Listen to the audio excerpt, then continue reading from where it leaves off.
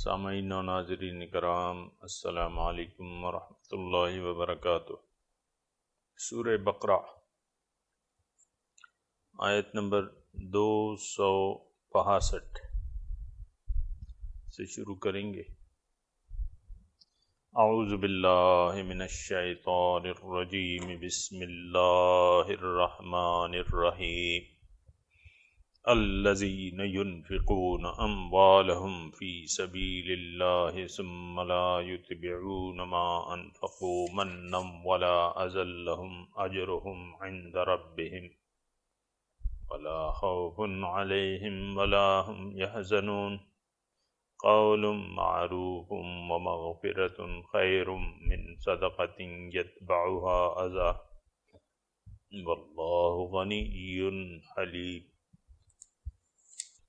الذین ينفقون اموالهم فی سبیل اللہ، وہ لوگ جو خرچ کرتے ہیں مال اپنے اللہ کی راہ میں، ثم لا یتبعون ما انفقوا منا ولا اذى، اور پھر جو خرچ کرتے ہیں وہ اس کا احسان کسی پر نہیں جتاتے اور نہ کسی کو تکلیف دیتے ہیں اس کی وجہ سے، ان کے لیے اجر ہے اپنے رب کے پاس، اور ان پر نہ کوئی خوف ہوگا نہ کوئی غم۔ قول معروف، مناسب بات، ومغفرۃ، اور اپنے گناہوں کی بخشش، خیر من صدقۃ، بہتر ہے اس صدقے سے، یتبعها اذی، جس کے پیچھے تکلیف ہو۔ واللہ غنی، اللہ تعالیٰ بے نیاز ہے، حلیم، بردبار ہے۔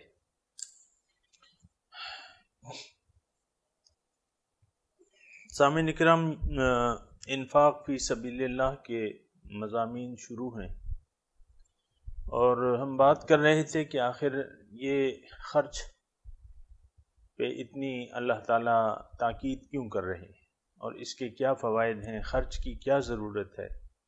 تو اس ضمن میں نے آپ کو ایک دو آیتیں پڑھ کے سنائی تھیں، اور اس میں اللہ تعالیٰ یہ فرماتا ہے کہ یہ ایک تجارت ہے۔ هل ادلکم علی تجارت تنجیکم من عذاب علیم تؤمنون باللہ ورسولہ وتجاہدون فی سبیل اللہ باموالکم وانفسکم ذالکم خیر لکم ان کنتم تعلمون۔ یہ ایک تجارت کی جو گزشتہ سبق میں ہم نے اس کی بات کی تھی۔ دوسری یہ کہ ایک سودا ہے، ان اللہ اشتری من المؤمنین انفسهم واموالهم بان لهم الجنہ، اللہ تعالیٰ نے مومنوں سے ان کے مال و جان خرید لی ہیں، عوض میں ان کو جنت دی ہے۔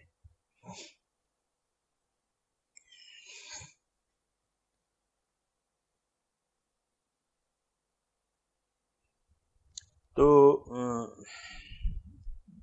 بات ہم کر رہے تھے سامعین اکرام کہ خرچ آخر کیوں، مال اور جان، اس کی ہم حکمت جاننے کی کوشش کر رہے ہیں کہ آخر ایسا کیوں ہے کہ اللہ تعالیٰ نے ہمیں مال اور جان یہ خرچ کرنے کا کہا ہے۔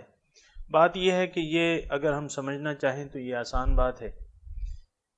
اللہ تعالیٰ نے ہمیں ایک خاص مقصد کے لیے پیدا کیا ہے، اور وہ مقصد یہ ہے کہ ہم اس کی جنت میں اس کے پاس رہیں، اس کے قریب آ جائیں، اس کے راستے پر چل کر اس کی معرفت حاصل کریں، اس کے قریب قرب حاصل کریں، اس کا دیدار جو ہے،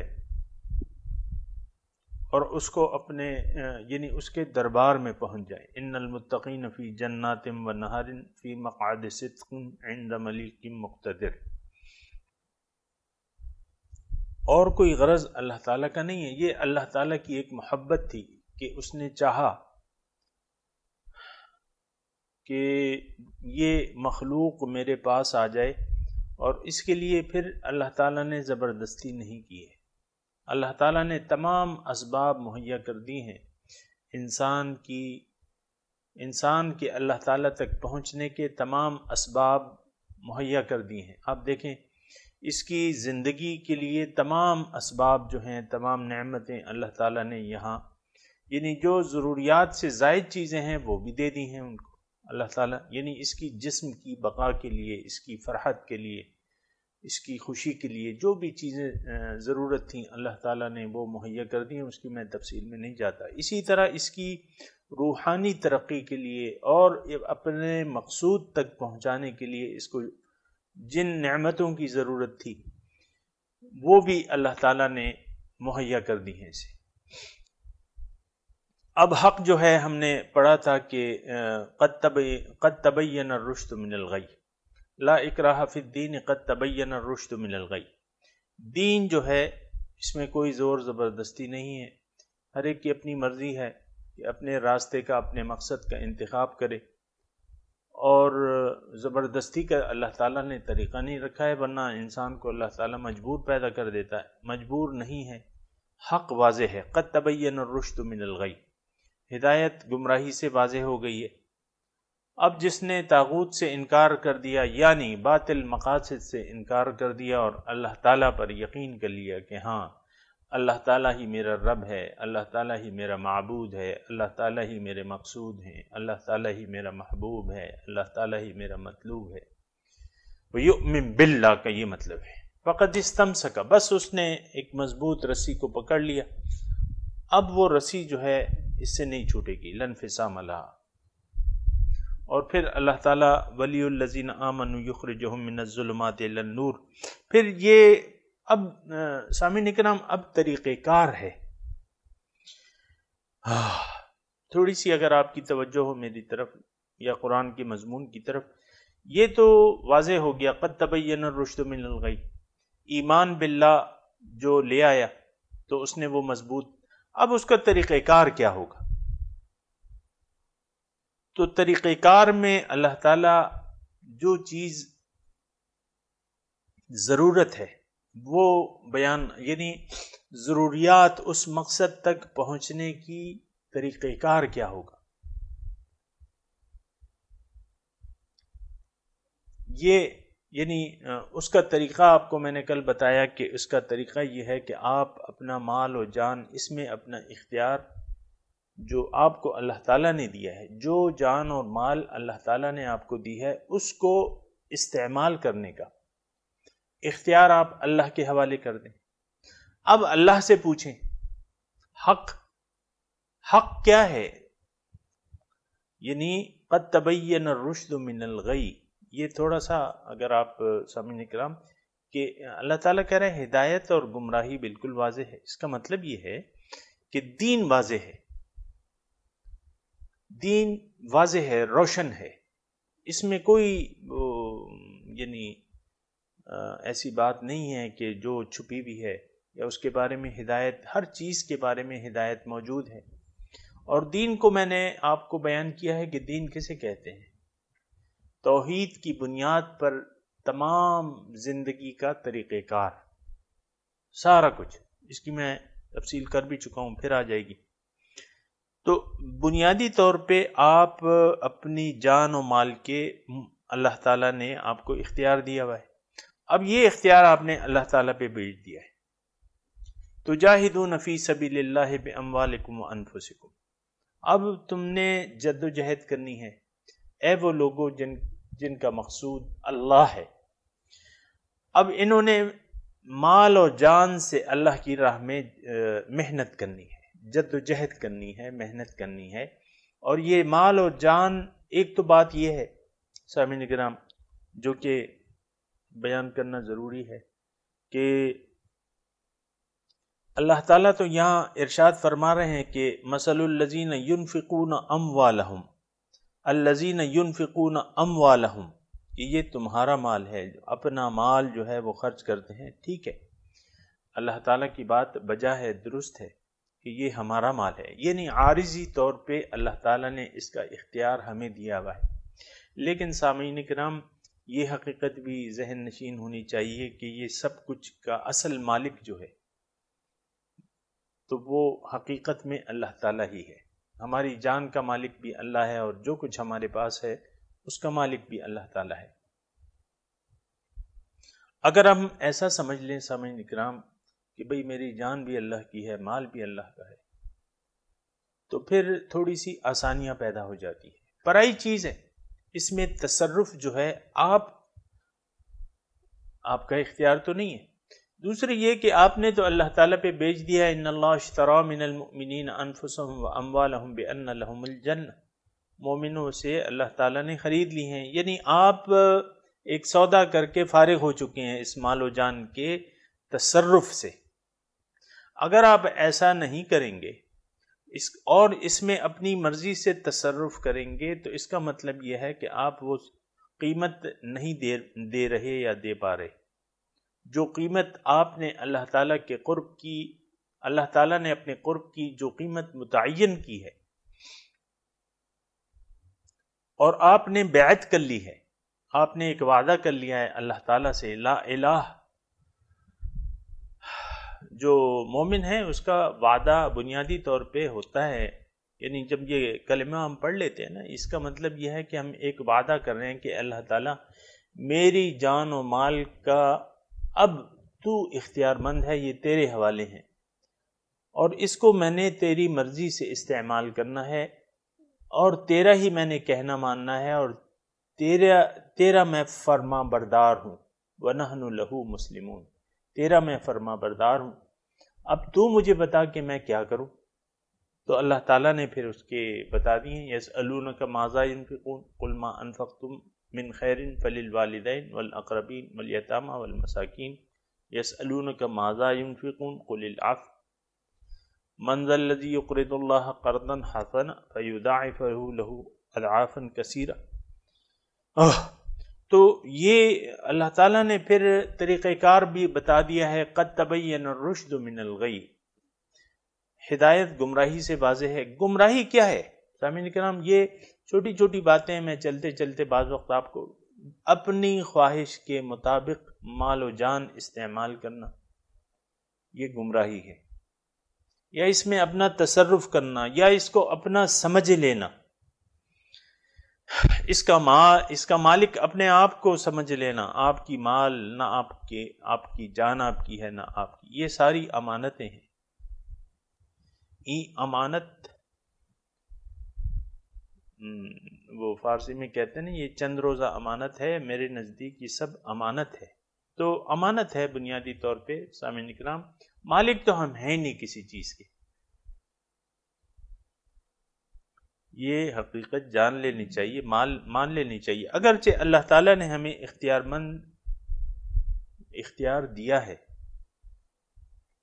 اور مجبور نہیں کیا ہے، مجبور نہیں کیا ہے تو، لیکن پھر اس کے ساتھ یہ ہدایت بھی دی ہے کہ آپ اپنے آپ کو فاتقوا النار، اپنے آپ کو آگ سے بچاؤ، پیغمبر کی بات مان لو، استجیبوا للہ وللرسول اذا دعاکم لما یحییکم، پیغمبر کی بات مان لو، اللہ اور اس کے رسول کی دعوت کا جواب دو، اللہ کو اپنا مقصود بنا کے زندگی گزارو، اور یہ مال اور جان میں تصرف اللہ کی مرضی سے کرو۔ بنیادی طور پہ سامعین اکرام یعنی اگر یہ حقیقت ہم ذہن نشین کر لیں کہ یہ نہ مال ہمارا ہے نہ جان ہماری ہے، اور سودا بھی اللہ تعالیٰ نے یہ کر لیا ہے، یہ ایک بنیادی بات جو ہے اگر ہم ذہن نشین کر لیں کہ نہ میں اپنی جان کا مالک ہوں نہ مال کا مالک ہوں، بلکہ اس کا میں سودا، ٹھیک ہے اللہ تعالیٰ کہتا ہے اللہ تعالیٰ کہہ رہا ہے میں اس کا خریدار ہوں، میں تیار ہوں اس کو بیچنے پہ۔ ان اللہ اشتری من المؤمنین انفسهم واموالهم بان لهم الجنہ، جنت میں اگر کسی نے جانا ہے، اول تو ہم اور آپ جس معاشرے میں رہ رہے ہیں ان لوگوں کا نہ جنت پہ یقین ہے نہ دوزخ پہ یقین ہے۔ اس کی وجہ یہ ہے، یعنی صاف نظر آتا ہے جس معاشرے میں ہم رہ رہے ہیں، سارے لوگ جو ہیں دنیا کے پیچھے دوڑ رہے ہیں، بھاگ دوڑ جو ہے ساری، ضل سعیہم فی الحیات الدنیا، اور دنیا کی زندگی نے ہمیں دھوکے میں ڈال دیا ہے۔ تو یہ جنت اور آخرت اور جنت اور دوزخ، یہ پتہ نہیں، ہمیں تو نہیں معلوم یہ کون سی دنیا کی باتیں ہیں۔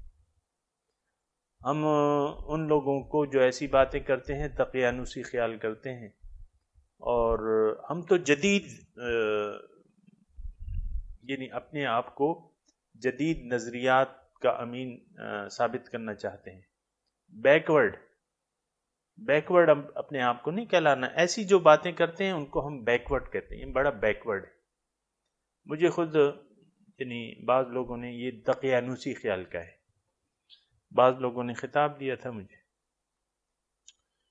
تو دقیانوسی مطلب یہ ہے کہ یہ پرانے زمانے کی باتیں کر رہے ہیں. بات تو یہ خطابات ملتے رہتے ہیں، ایسی کوئی پریشانی کی بات نہیں ہے.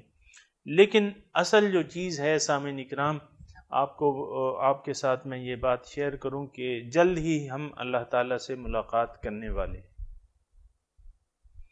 انا للہ و انا الیہ راجعون. اللہ تعالیٰ کی طرف سے آئے ہیں اور اللہ تعالیٰ کی طرف جانے والے ہیں. افسوس کی بات یہ ہے کہ ہم نے عقل اور فکر کا یعنی اس کا استعمال چھوڑ دیا ہے، اور شیطان کی پیروی ہم نے شروع کر دی ہے. نفس کی خواہشات پر ہم چل رہے ہیں، اور دنیا کی زندگی نے ہمیں دھوکے میں ڈال دیا ہے. اور اگر دنیا کی زندگی نے یعنی ظاہر نے کسی کو دھوکے میں ڈال دیا تو یہ بہت خطرناک بات ہے سامعین کرام. وَذَرِ الَّذِينَ اتَّخَذُوا دِينَهُمْ لَهْوًا وَلَعِبًا وَغَرَّتْهُمُ الْحَيَاةُ الدُّنْيَا أَعْرِضْ عَمَّنْ تَوَلَّىٰ عَنْ ذِكْرِنَا وَلَمْ يُرِدْ إِلَّا الْحَيَاةَ الدُّنْيَا. یہ قرآن میں بالکل واضح ہے، یعنی اس بارے میں قرآن بالکل واضح ہے.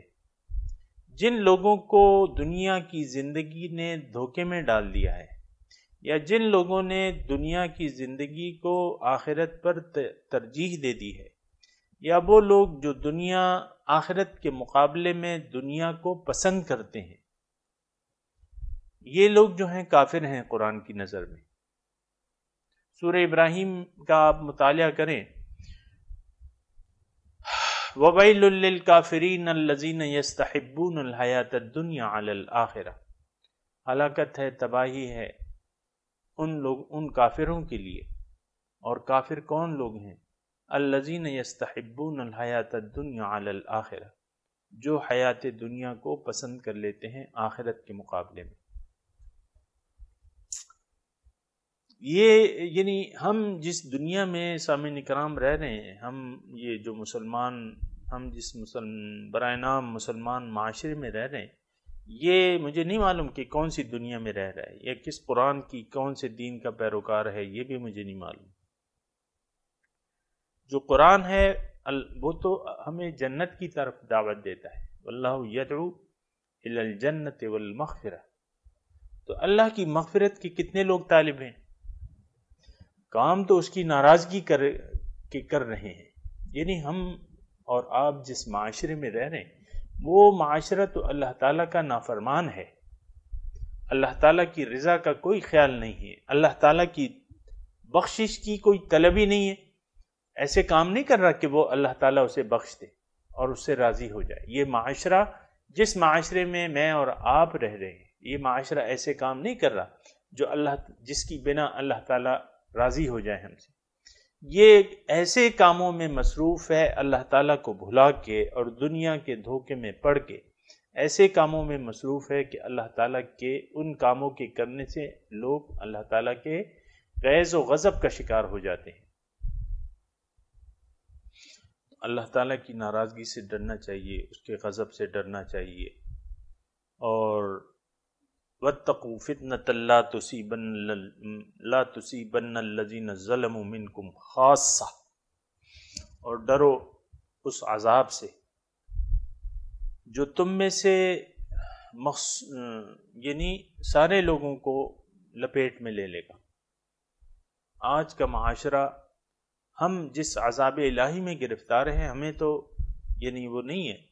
ہم تو کہہ رہے ہیں یہ دہشت گردی ہے، یہ لوڈ شیڈنگ ہے. اصل میں یہ عذاب الہی ہے. چین نہیں ہے، سکون نہیں ہے، پریشانیاں ہیں، دھماکے ہو رہی ہیں، بجلی نہیں ہے، گیس نہیں ہے. یہ عذاب الہی ہے.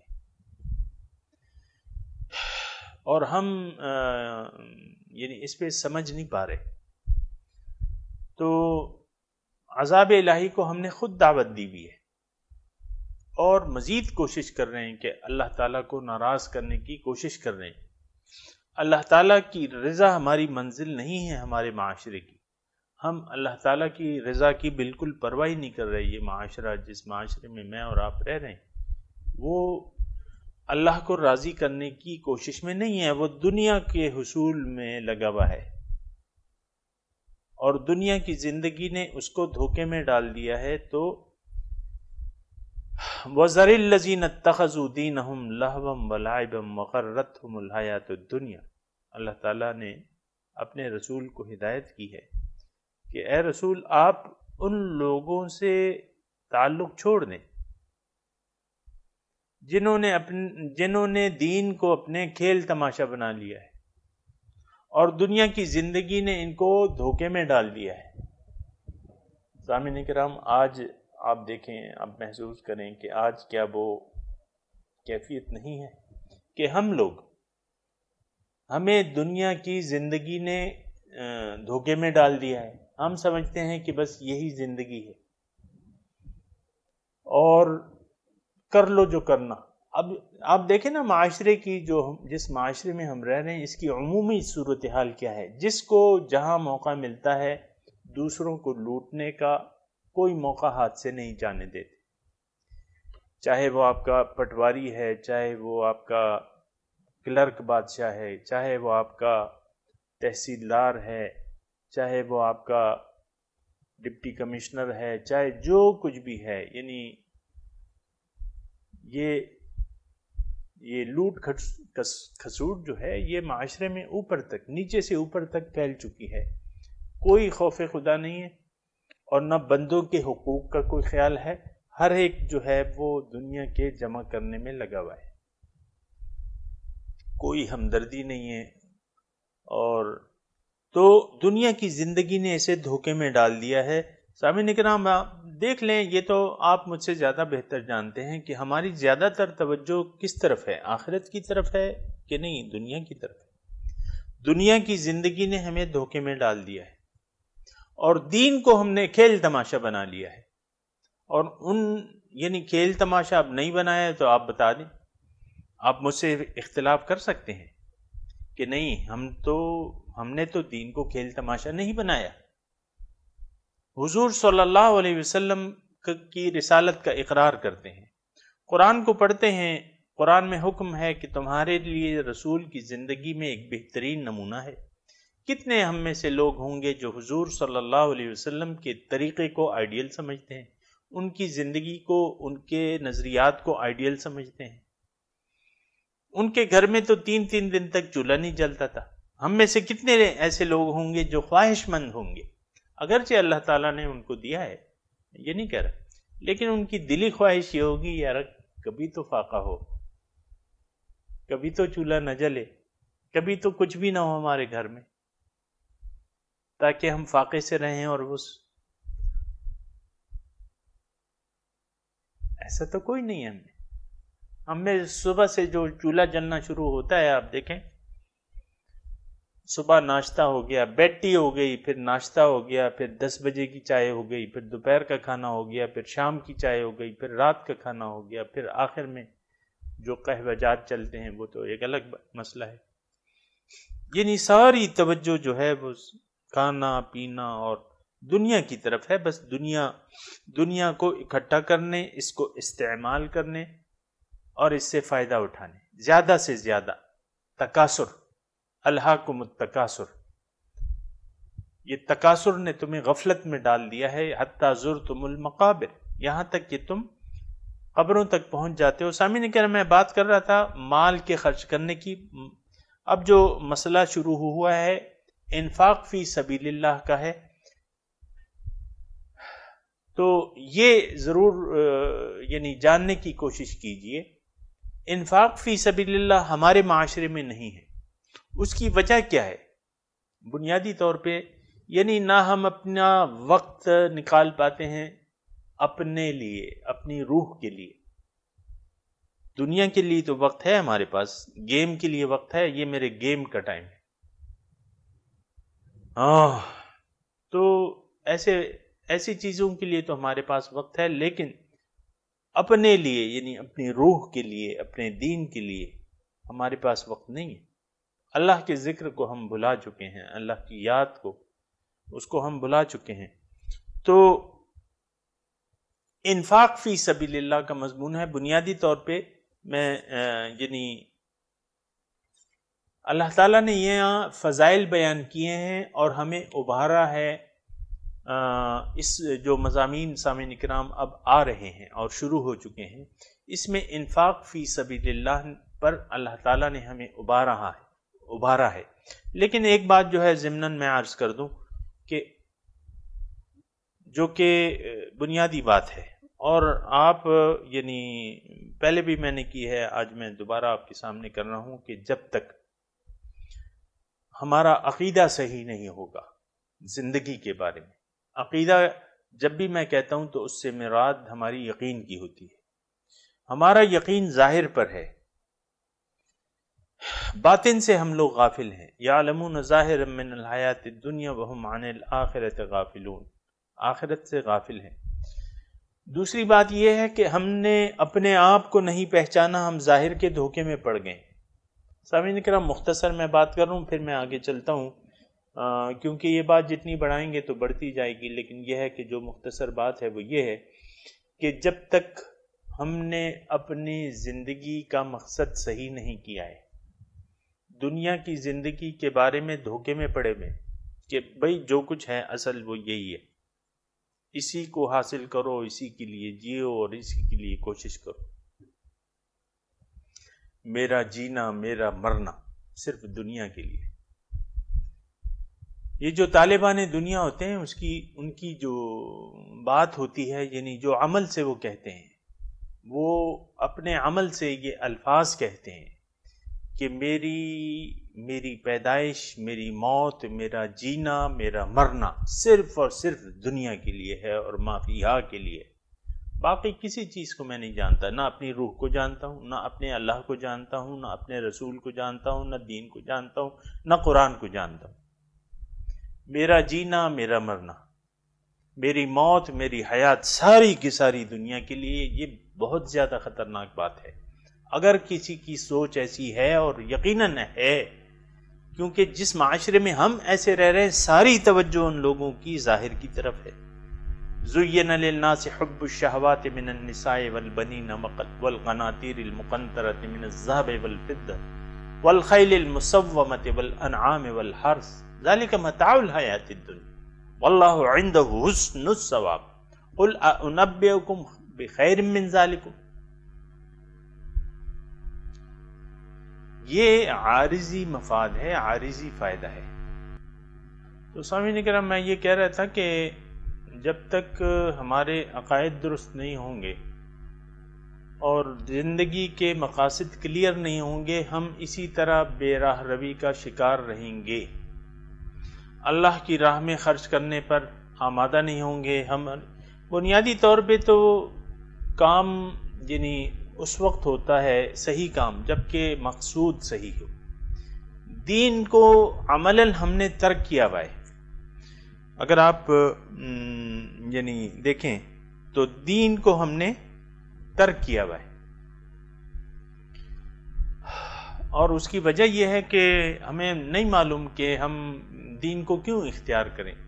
دین کا تو ایک خاص مقصد ہے سامعین کرام، تو جب تک وہ مقصد ہمارے مد نظر نہیں ہوگا ہم دین سے غافل رہیں گے۔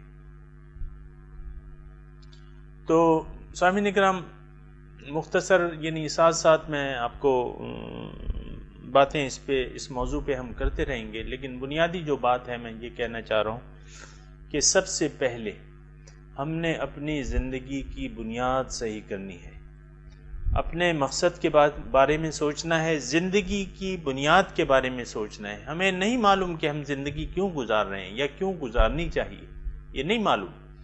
ہم لادینیت کا شکار ہیں، اور لیکن دین ہے ہمارا، لیکن وہ جو شیطان ہمیں بتاتا ہے وہ دین ہے۔ الشیطان یعدکم الفقر ویأمرکم بالفحشاء، یعنی شیطان کا جو دین ہے اس پر ہم ایمان لے آئے ہیں۔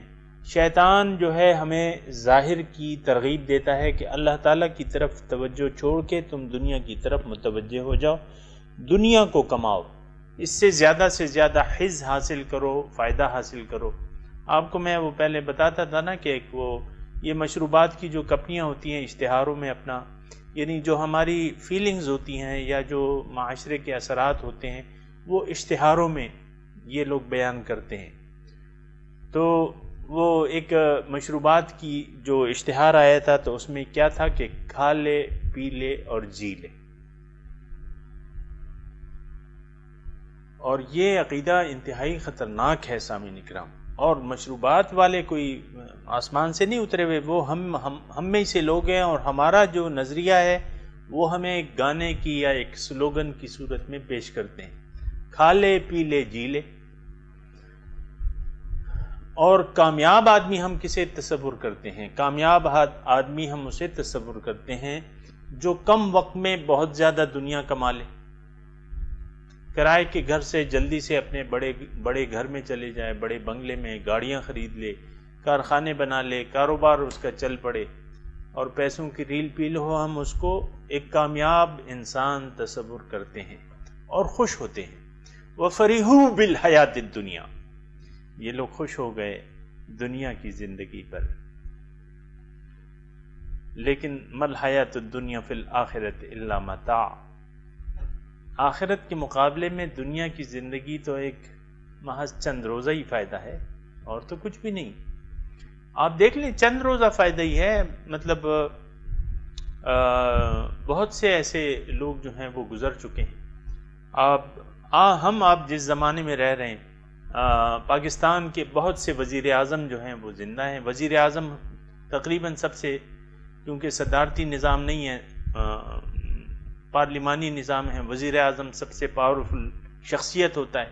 بہت سے جو وزیر اعظم ہیں اس وقت زندہ ہیں، سابق وزیر اعظم جائیں، نہ کوئی سیکیورٹی ہے، نہ کوئی حیثیت ہے، بس نسیم منسیہ ہو گئے۔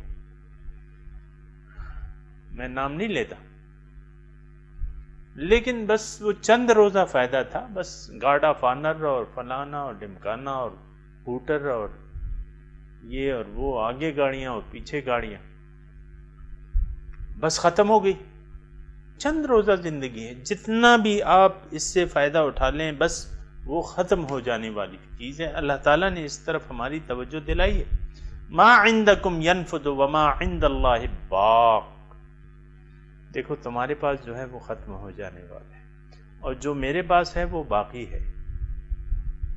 وَلَنَجْزِيَنَّ الَّذِينَ صَبَرُوا أَجْرَهُمْ بِأَحْسَنِ مَا كَانُوا يَعْمَلُونَ، اور یقیناً ضرور میں بدلہ دوں گا جو لوگ تم میں سے صابر ہیں، بہت اچھا ان کو بدلہ دوں گا ان کے اعمال کا۔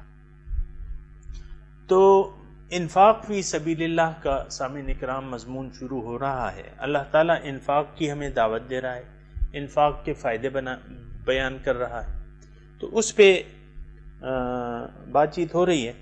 تو اللہ تعالیٰ،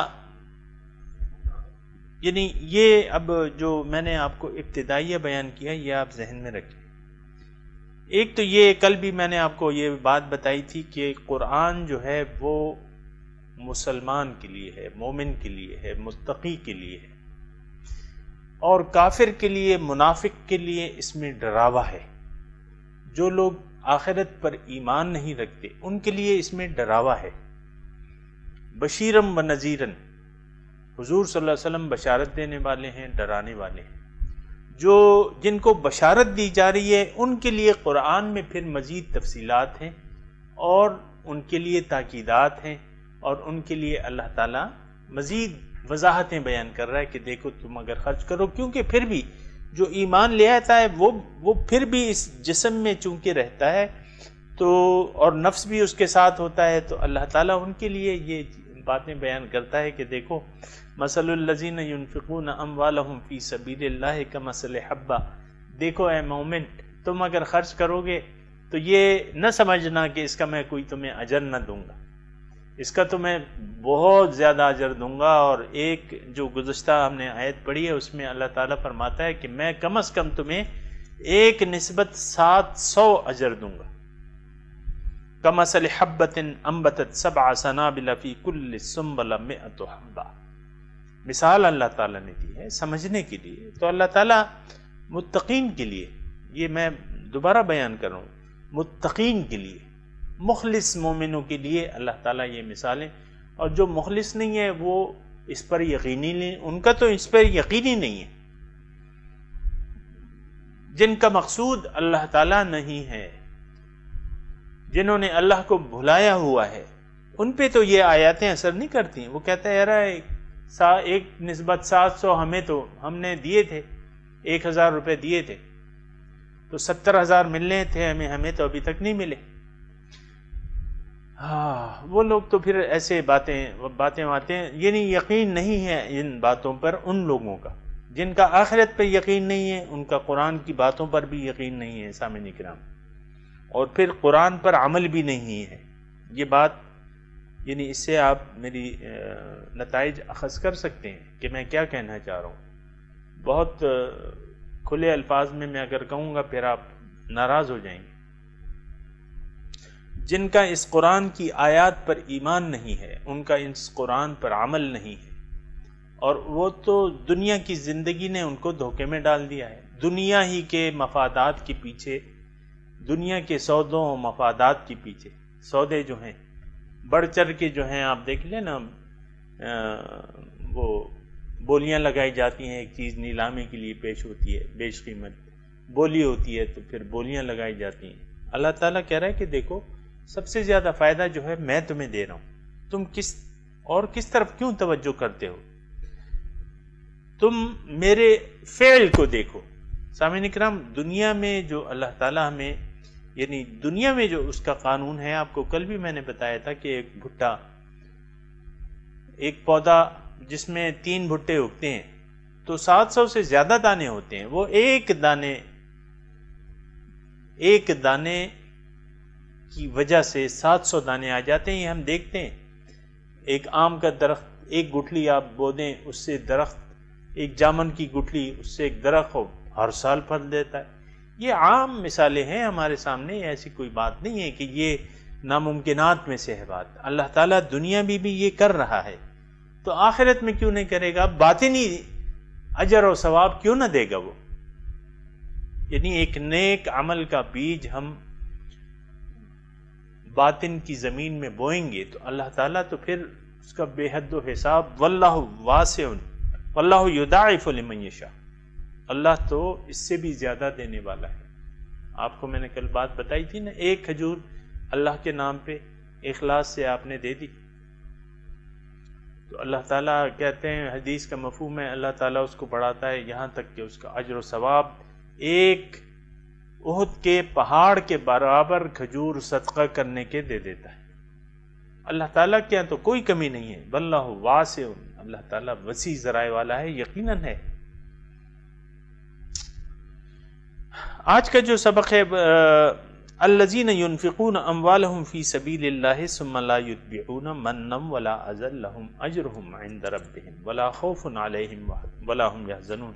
اب یہ باتیں جو ہیں یہ آپ کو میں نے بتایا، دوبارہ بتا رہا ہوں کہ یہ مومنوں کے لیے. اللہ تعالیٰ کہہ رہا ہے، یعنی زیر نظر جو آیت ہے اس میں کہہ رہا ہے کہ دیکھو تم خرچ کرو تو میرے لیے خرچ کرو، اور جب خرچ کرو تو پھر کسی کو اس کی وجہ سے تکلیف نہ دو اے مومن. کیونکہ یہ مومنوں کو، یعنی اللہ تعالیٰ ارشادات فرما رہا ہے اور مومنوں کے حال کو درست رکھنا چاہتا ہے اللہ تعالیٰ. ان کے جو اعمال ہیں تاکہ ان کے اعمال کے نتائج ضائع نہ ہوں، اللہ تعالیٰ اس کی پھر تفصیلات بتا رہا ہے کہ تم جو ہے کسی پہ احسان نہ کرو. مال دے کے، مال دو، اللہ کی راہ میں مال دو، لیکن پھر کسی پہ احسان نہ کرو. دوسرے یہ کہ پھر اس کی وجہ سے کسی کو تکلیف نہ دو. بس اگر تم نے مال دے کے کسی پہ احسان نہ جتایا اور کسی کو تکلیف نہ دی اس کی وجہ سے، اب اجر جو ہے وہ اللہ تعالیٰ کے ذمہ ہے. اللہ تعالیٰ فرماتا ہے الذین ينفقون اموالهم فی سبیل اللہ ثم لا یتبعون ما انفقوا. وہ لوگ جو خرچ کرتے ہیں اپنے مال اللہ کی راہ میں، پھر جو انہوں نے خرچ کیا ہے اس سے کسی پر احسان نہیں کرتے اور نہ کسی کو تکلیف دیتے ہیں۔ لہم اجرہم عند ربہم، ان کے لیے اجر ہے ان کے رب کے پاس۔ ولا خوف علیہم ولا ہم یحزنون، اب یہ وہ صفت ہے جو مومنوں کی صفت ہے کہ یہ لوگ جو ہیں یہ اللہ کے دوست ہیں، اور یہ لوگ جو ہیں متقی ہیں، اور متقی لوگوں پر، اللہ کے دوستوں پر نہ کوئی خوف ہے نہ کوئی غم ہے، یعنی ان کا عمل جو ہے مقبول ہے۔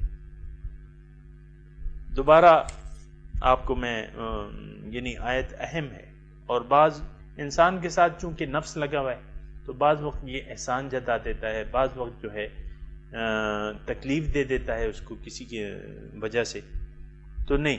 الذین ينفقون اموالهم فی سبیل اللہ ثم لا یتبعون ما انفقوا منا، وہ لوگ جو خرچ کرتے ہیں اپنے مال اللہ کی راستے میں، اللہ کی رضا کے لیے، فی سبیل اللہ، اللہ کی رضا کے لیے، یعنی اللہ کی رضا کے لیے مطلب یہ ہے کہ آپ کو میں نے بتایا نا کہ گزشتہ درس میں میں نے بتایا تھا، آپ بیوی پر خرچ کر رہے ہیں، بچوں پر خرچ کر رہے ہیں، نیت آپ کی یہ ہے کہ یہ اللہ تعالیٰ کی طرف سے ہم پہ ذمہ داریاں ہیں، پھر ان کو تکلیف نہیں دیتے کہ بھئی میں نے تم پہ اتنے پیسے خرچ کیے، یہ کیا ہے وہ کیا ہے، پھر یا ان کو تکلیف اس خرچ کی وجہ سے ان کو تکلیف، یہ بھی ذہن میں رہے نا۔ صرف یہ فقیر فقراء نہیں ہے کہ آپ ان کا احسان نہیں، ماں باپ رشتہ دار یہ سب ان پہ آپ کو خرچ کرنا ہے، یہ اللہ کی راہ میں ہے، پھر ان کو تکلیف نہیں دینی، نہ ان پہ احسان جتانا ہے۔ تو جو ایسا کرے گا لہم اجرہم عند ربہم، رب کے پاس ان کا اجر ہے، اور ولا خوف علیہم ولا ہم یحزنون، ان پر نہ کوئی خوف ہے نہ کوئی غم، یعنی بے غم بادشاہ ہیں۔ قول معروف و مغفرت، اچھی بات، قول معروف اچھی بات، اور بخشش، یعنی آپ کے پاس نہ ہو تو آپ مناسب بات کر کے اس سے عذر کر سکتے ہیں۔ ایک حاجت مند ہے، اس نے اپنی حاجت پیش کی، آپ کے پاس نہیں ہے، تو دستور کے مطابق آپ کوئی اچھی بات کہہ کے اس کو اپنا عذر پیش کر دیں، اور اس سے بخشش چاہیں، اللہ سے بھی بخشش کہ میں نے یعنی مجھے چاہیے تھا کہ میں اس کا حق ادا کرتا، لیکن اس وقت میں اللہ سے اپنے گناہوں کی بخشش، اور اس سے معافی طلب کرنا۔ بعض وقت ہوتا ہے نا، سائل آتا ہے، ہم کہتے ہیں اسے معاف کریں، تو یہ جو ہے یعنی اللہ سے اور بندوں سے کہ بندہ میرے پاس آیا، آپ میرے پاس آئے، ٹھیک ہے، میرا حق تھا کہ میں آپ کی، لیکن میں معافی چاہتا ہوں کہ اس وقت میں آپ کی امداد نہیں کر سکتا۔ یہ خیر من صدقۃ یتبعها اذی، اس صدقے سے یہ بہتر ہے، یعنی آپ اگر اخلاق سے کام لیں، اگر آپ کے پاس نہیں ہے تو آپ اچھی بات کہیں سائل کو، یا سمجھائیں اسے، اور اس سے اپنے کمزوری کا کہ بھئی ہونا تو چاہیے تھا کہ میں نے آپ کی امداد کرتا، لیکن میں معذرت خواہ ہوں، آپ مجھے معاف کر دیں۔ تو یہ اچھی بات جو ہے یہ اس صدقے سے بہتر ہے جس کے پیچھے کوئی تکلیف آپ دیتے۔ کوئی آیا کہ بھئی کچھ مجھے ضرورت ہے، کل ہی تو میں نے دیے تھے تمہیں پیسے، ختم کر دیے تم نے، ضائع کر دیے۔ یہ نہیں، دیکھیں جو زبانی تکلیف ہے اس کا اثر جو ہے وہ بہت گہرا ہوتا ہے۔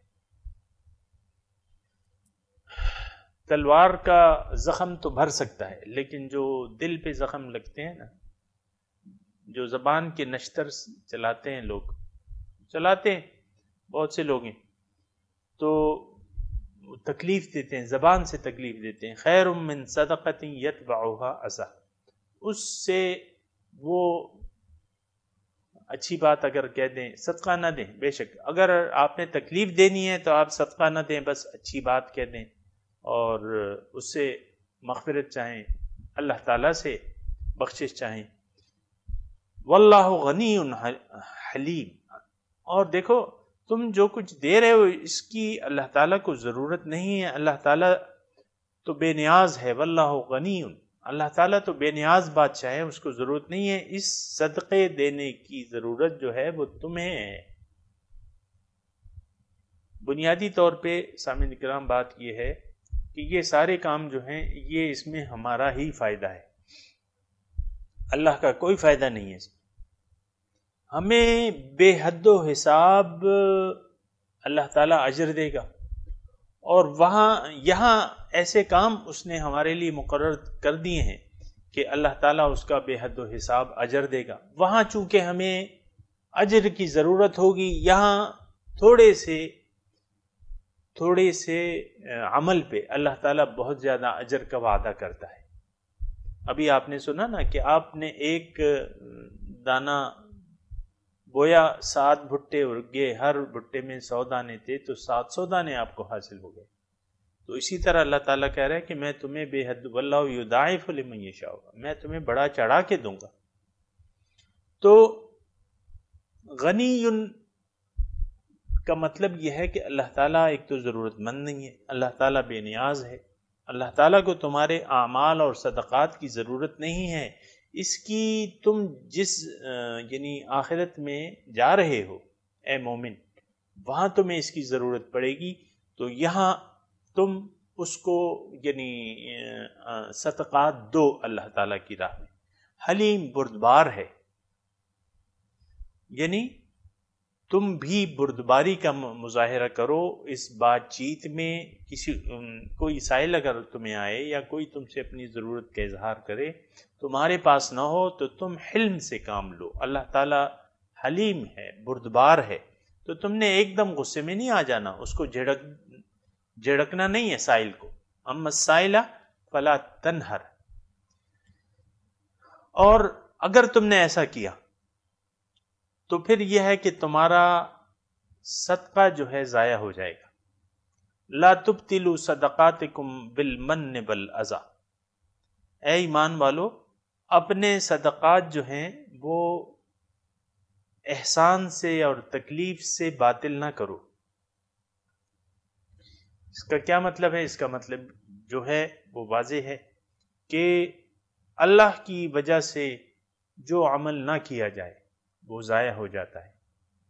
اب اللہ کی رضا کے لیے آپ ایک عمل کر رہے ہیں تو اس میں تو پھر کسی کو تکلیف دینے کا یا کسی پر احسان جتانے کا کوئی سوال ہی نہیں ہے۔ آپ صدقہ دے رہے ہیں، کوئی صدقہ آپ کا قبول کر رہا ہے، اس کا مطلب یہ ہے کہ یہ اجر تو آپ کو ملے گا، اس کا جو اجر ہے وہ تو آپ ہی کو ملے گا۔ اور اگر آپ کی نیت صحیح نہ ہو، خرچ کرنے کی نیت صحیح نہ ہو، اور پھر آپ تکلیف دیں کسی کو اس صدقات کی وجہ سے، کسی پر احسان جتائیں یا تکلیف دیں، تو آپ کے عمل کا تو کوئی اجر آپ کو پھر نہیں ملے گا، وہ تو باطل ہو جائے گا۔ تو یہاں سامعین اکرام اس بات سے یہ بھی واضح ہے کہ اعمال جو ہے باطل ہو جاتے ہیں، باطل نیت سے اعمال باطل ہو جاتے ہیں، نیک اعمال جو ہیں باطل نیتوں سے ضائع ہو جاتے ہیں، کیونکہ انما الاعمال بالنیات، اعمال کا دار و مدار جو ہے وہ نیت پر ہے۔ اگر آپ نے نیت خراب کر دی تو پھر جو ہے آپ کے اعمال جو ہیں وہ ضائع ہو جائیں گے۔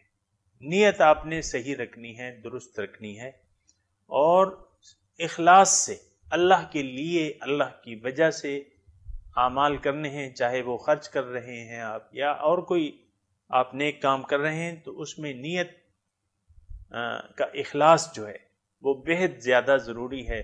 لیکن اگر آپ کی نیت صحیح نہ ہو اور آپ کسی صدقات کی وجہ سے، آپ کے صدقات کی وجہ سے کسی کو تکلیف مل رہی ہے، یا آپ اپنے صدقات کا کسی پر احسان چڑھا کے دیتے ہیں، تو وہ پھر وہ عمل جو ہے سامعین کرام باطل ہو جاتا ہے۔ تو یہاں اللہ تعالیٰ مومن کو یہ فرما رہے ہیں، مومن، میں کہہ رہا ہوں کہ یہ سارے احکامات جو ہیں مومن کے لیے، اور مومن کے لیے، مومن کے ساتھ چونکہ نفس لگا ہوا ہے، نفس ہے، شیطان ہے، تو اللہ تعالیٰ تفصیلات سے اس کو آگاہ کر رہا ہے کہ دیکھو ایسا نہ کرنا، ورنہ تمہارے اعمال جو ہیں وہ باطل ہو جائیں گے۔ یا ایھا الذین آمنوا،